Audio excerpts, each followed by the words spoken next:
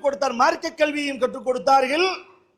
அதேபோல் தனக்கு கற்றுக் கொடுக்கப்படாத கணக்கு சம்பந்தப்பட்ட அறிவையும் பிறரை வைத்து அங்குதான் கற்றுக் கொடுத்தார்கள் என்பது ஹதீஸ்.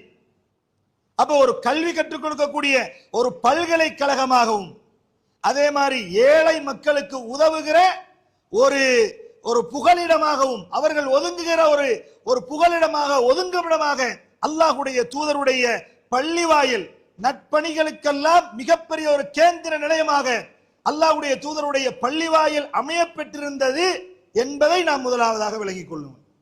அப்ப அல்லாஹ்வுக்கு விருப்பமான இடம் பள்ளிவாயில் என்றா பள்ளிவாயல்ல இந்த பணிகள் நடைபெற வேண்டும். வெறுமனே பள்ளிவாசலுக்கு பில்டிங்க பெருசா கட்டுறது, பள்ளிவாசல மக்கள் வந்து அண்ணாந்து பார்க்கின்ற அளவுக்கு மிக உயரமான ஒரு அமைப்புல கட்டுறதும், டூரிஸ்ட் மாதிரி வந்து பார்த்துட்டு போறதுக்காக வேண்டி அந்த மாதிரி ஒரு அழகுற பள்ளி